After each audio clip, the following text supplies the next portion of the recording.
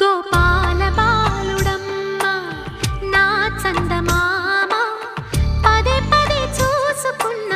తనివి తీరదమ్మ రారా కన్నా కడుపారా కన్నా నా చిటికెలు వింటూ